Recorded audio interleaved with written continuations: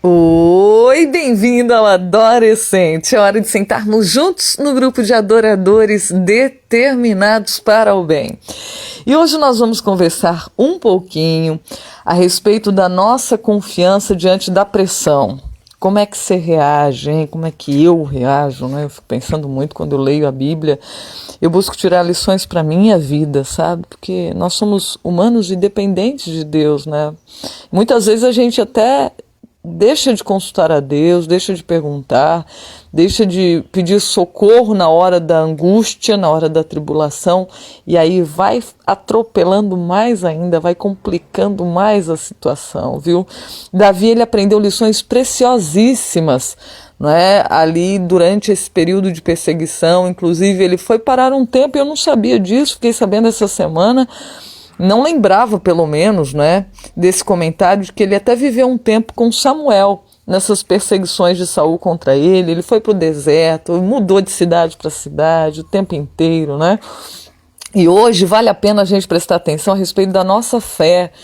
Diz que a fé de Davi foi abalada em algumas situações. Imagina, quando estamos sendo perseguidos, quando estamos sendo, né, às vezes injuriados, de forma cruel e rude, judiados de alguma maneira, a gente talvez caia no erro de Davi, de ter a fé abalada, gente. E hoje, veja que foram 10 tentativas de homicídio. Você já sofreu uma tentativa de homicídio? E eu tenho amigos, né, que já sofreram tentativa de homicídio por causa de roubo. Tenho familiares que foi colocada arma na nuca, assim, para ser roubada a moto. E a gente conhece histórias de pessoas que sofreram tentativa. Quem sabe eu estou falando com alguém que já sofreu uma tentativa de homicídio. Mas veja bem, uma vez, né? Davi sofreu 10, eu fiz questão, gente, de grifar os versos das tentativas de Saul para matar Davi. Se não era de um jeito, era de outro. Está aqui desde o capítulo 18 até o 27. No capítulo 18, coloquei lá, ó, o versinho 10, se você quiser conferir.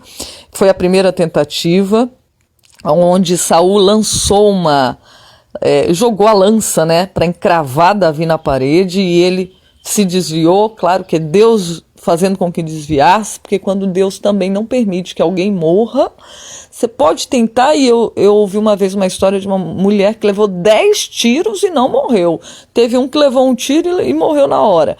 Entendeu? Quando Deus quer proteger a vida de alguém, podem tentar o que for, né? Você vê, né, o quanto a gente pode confiar em Deus, pode descansar seguro, porque se nós morrermos, se nós descansarmos, Deus permitiu e sempre tem um propósito eterno para a nossa vida, né? Então vale seguir em frente, mas somos humanos, né? E às vezes nossa fé vacila. É por isso que Deus deixou a história de Davi escrita e de Saul, essa perseguição cruel, para a gente tirar lições práticas para a vida da gente. Que lições? Olha só, segunda tentativa, vamos lá as lições, né? Na segunda tentativa, Davi foi oferecido para ele, por Saul, a filha dele, Merabe, a primeira filha de Saul. Mas diz que a intenção de Saul, na verdade, era fazer o seguinte: já que ele não morreu com minhas próprias mãos, quando eu tentei encravar ele, eu vou fazer que os filisteus matem ele. Já que eu não consegui fazer o que eu queria diretamente, eu vou fazer outros fazerem. E aí ele tentou, através de outros, né, matar Davi. Não deu certo. Ele mesmo fez, assim, né, de maldade, com que a filha casasse com outro na época que ele tinha prometido dela para Davi.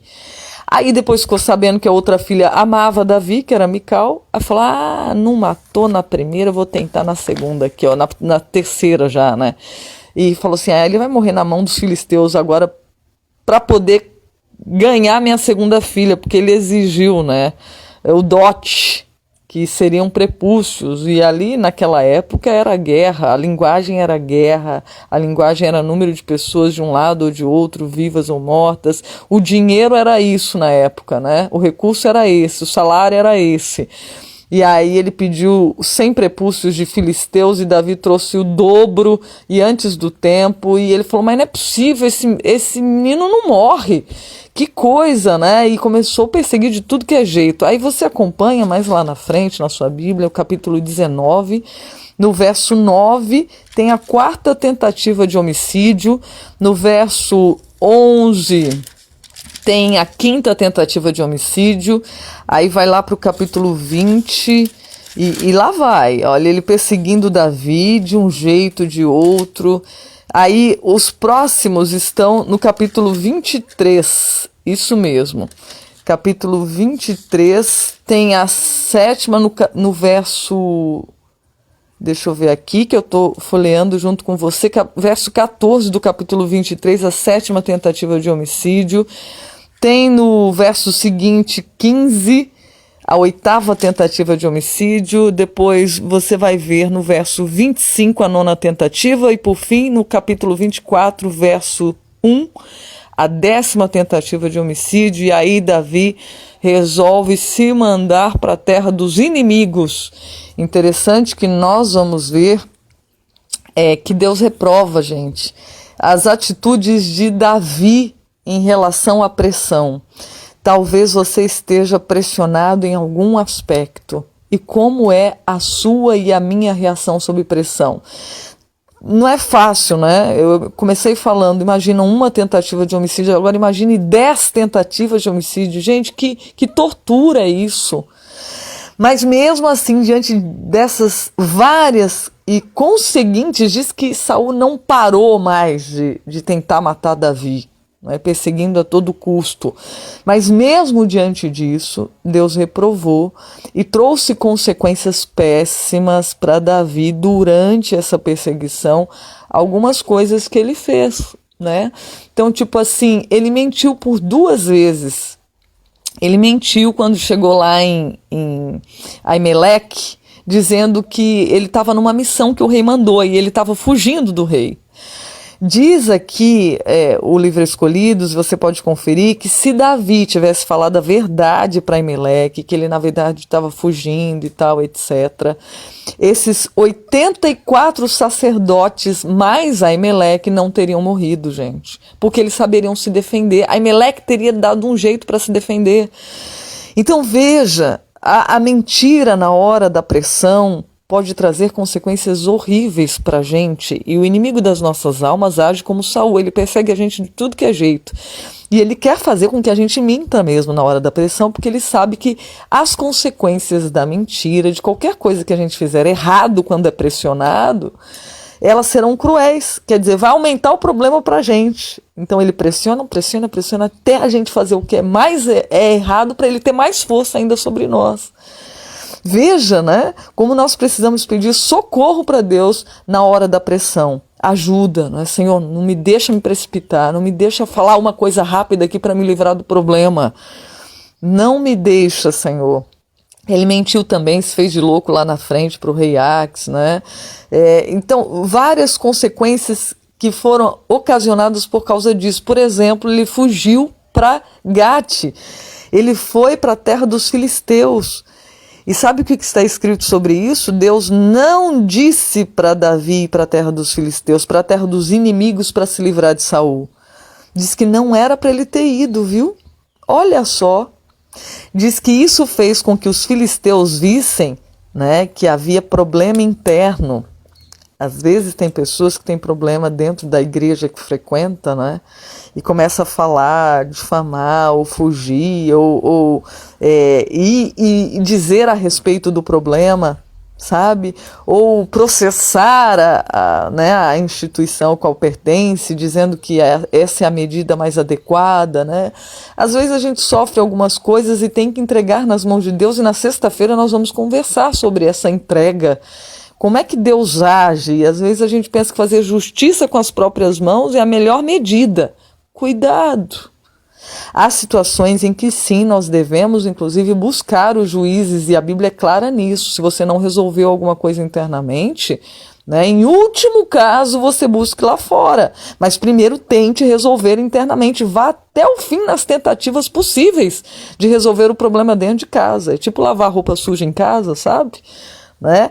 Cuidado em ficar difamando a sua família, em ficar levando para os outros, apesar de ser às vezes verdade ou parcialmente verdade, ou tem gente que mente a respeito dos familiares, né?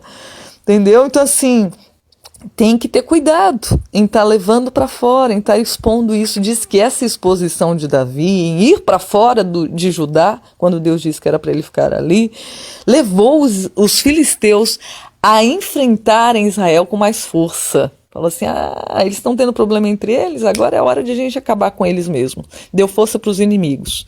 E deu também aparência para o povo de Israel de que Davi estava se corrompendo com os deuses dos filisteus. Deu problema para um lado e deu problema para o outro, deu vazão, né, para pensamentos equivocados, tanto de um lado quanto de outro, por Davi não buscar a Deus a respeito da fuga na hora da pressão.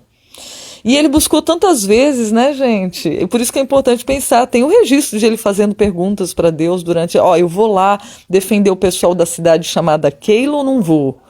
Aí Deus fala, vai. Quando é para sair de Keila, ele falou, eles vão me entregar ou não vão? Aí Deus fala, vão. Como Deus priva a gente de um monte de problemas se a gente perguntar. Davi poderia ter problemas assim evitados, né, diretamente, constantemente, se ele tivesse consultado sempre a Deus, não de vez em quando. Está sofrendo alguma coisa, pergunta para Deus, seja qual for as circunstâncias, que vale a pena, Ele quer nos privar de males ainda maiores durante as pressões, tá bom? Vamos pensar nisso e que Deus nos ajude, né, a confiar em Deus e não ter a fé abalada em circunstância alguma. Diz que todo fracasso dos filhos de Deus ocorre por causa de sua falta de fé. Ó, que força essa frase tem, hein? Que Deus possa nos ajudar a não ter fracassos, porque confiamos no Deus das vitórias. Um grande abraço para você, lembrando que juntos somos adoradores determinados para o bem. Tchau, tchau!